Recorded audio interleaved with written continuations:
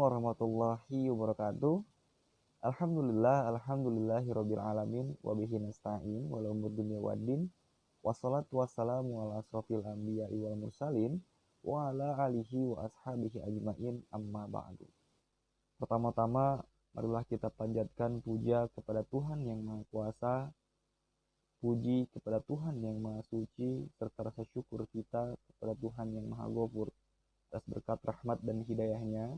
Kita semua masih diberikan kesempatan, masih diberikan usia, dan mudah-mudahan kita semua selalu dalam keadaan sehat walafiat. Amin ya rabbal alamin.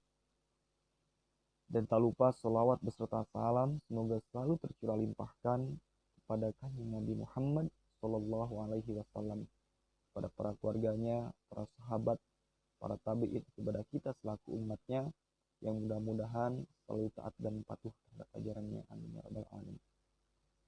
Baik, kawan-kawan semua, sebelumnya perkenalkan, nama saya Muhammad Fikri Satun Ramadhani. Saya mahasiswa Komunikasi dan Penyiaran Islam semester 3 di Universitas Islam Negeri Sunan Gunung Jati Bandung. Dan pada kesempatan kali ini saya akan menjelaskan materi mengenai ruang lingkup dakwah antar budaya. Dan juga saya ucapkan terima kasih kepada Bapak Dr. Andes Cecep Fahrudin HSMAG selaku dosen mata kuliah dakwah antar budaya. Nah, baik teman-teman semua, pertama kita mengenal definisi dari budaya itu sendiri. Budaya memiliki dua kata, yakni budi dan juga daya. Budi adalah artinya akal, serta daya memiliki arti kekuatan ataupun dorongan. Sehingga jika kita simpulkan, definisi dari budaya itu sendiri adalah kekuatan akal, karena kebudayaan manusia merupakan ukuran pencurahan kekuatan manusia yang berpangkal pada akal pikiran seseorang, hati, maupun sebuah tindakan. Dan kebudayaan pun dapat didefinisikan sebagai sebuah cipta, karya, dan karya manusia dari hasil sebuah pembelajaran.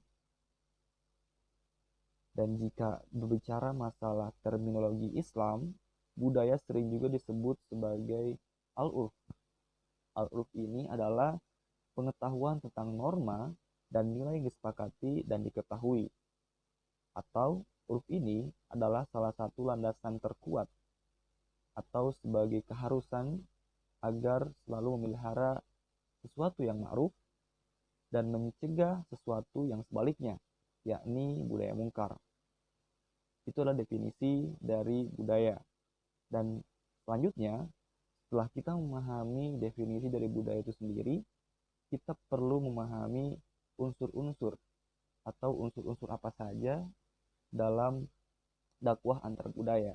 Yang pertama adalah sistem peralatan hidup, dan yang kedua sistem mata pencaharian, yang ketiga sistem kemasyarakatan, yang keempat bahasa dan simbol komunikasi, dan yang kelima sistem seni atau sebuah kesenian, dan yang keenam sistem pengetahuan, dan yang ketujuh sistem religi. Dan itulah 7 unsur yang harus ada dalam dakwah antar budaya. Dan selanjutnya, definisi dakwah antar budaya. Kalau tadi kita berbicara definisi dari budaya, sekarang kita membahas definisi dakwah antar budaya. Nah, dakwah antar budaya adalah sebuah proses dakwah yang mempertimbangkan keragaman budaya antar dai dan mad'u. Nah, jadi dakwah antar budaya ini adalah sebuah proses dakwah di mana kita memikirkan, kita mempertimbangkan keragaman budaya antara dai dan mad'u agar terjalinnya sebuah komunikasi yang baik.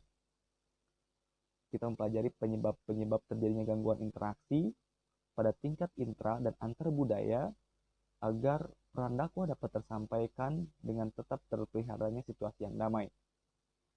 Pendekatan dakwah indra dan antar budaya adalah pendekatan budaya damai sebagai salah satu watak dasar Islam sebagai agama perdamaian.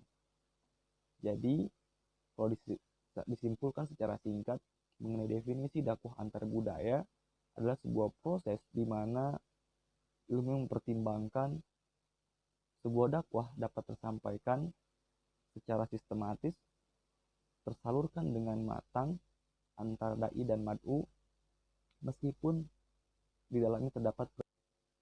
Nah, selanjutnya kita berbicara mengenai definisi dakwah antar budaya. Jika tadi kita di awal sudah membahas mengenai definisi adalah budaya, dan saat ini kita membahas mengenai definisi dakwah antar budaya. Nah, dakwah antar budaya adalah sebuah proses di dalam dakwah di mana kita mempertimbangkan keragaman budaya yang terjadi antara dai dengan mad'u.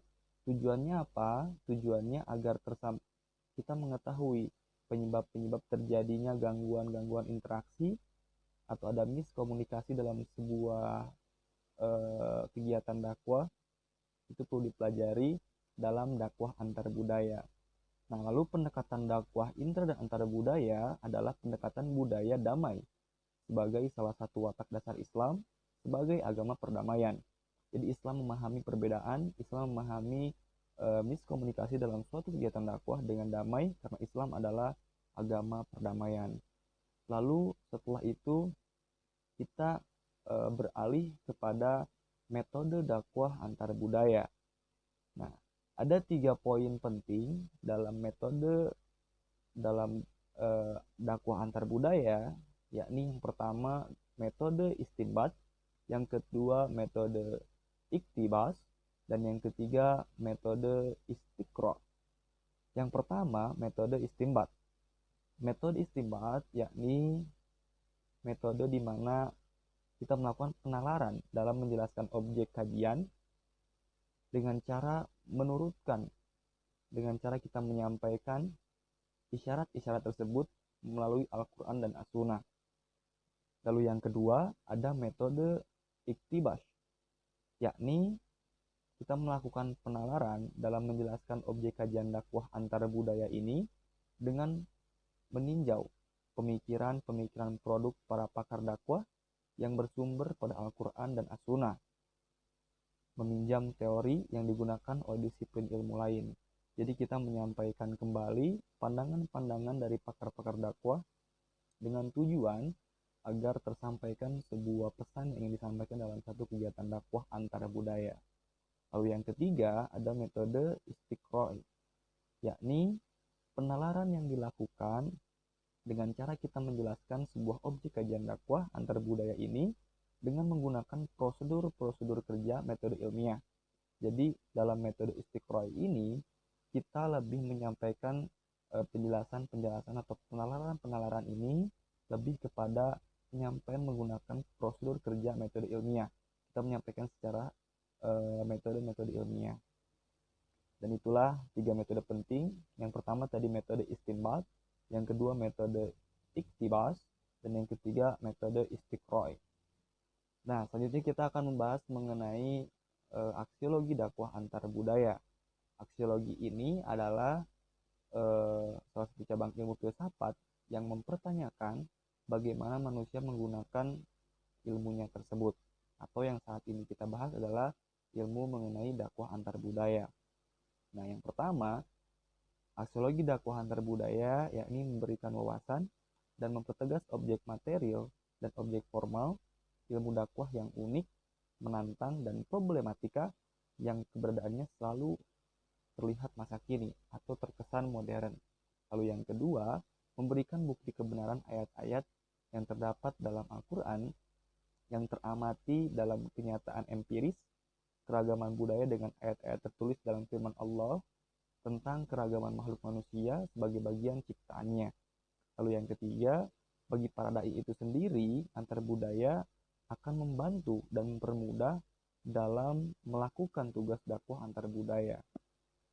Lalu yang keempat, memberikan pertimbangan dan acuan dalam menseleksi budaya yang ma'ruf dari budaya yang mungkar dalam suasana damai. Dan yang kelima, yakni mendorong para ilmuwan-ilmuwan dan para praktisi dakwah atau para dai serta umat Islam untuk memiliki sikap atau memiliki mental atau memiliki pribadi yang arif dalam menghadapi dinamika dan keragaman dalam budaya tersebut. Jadi dapat memahami keragaman-keragaman budaya yang terjadi dengan konteks keislaman yang baik. Lalu yang selanjutnya yakni kita mengulas mengenai interaksi dai dan mad'u. Nah, yang pertama yakni ada teori resistensi atau resistensi teori, atau juga yang dapat kita sebut adalah teori penolakan. Nah, dasar asumsi ini muncul adalah bahwa setiap aktivitas dakwah itu akan selalu menghadapkan variabel dai dan mad'u.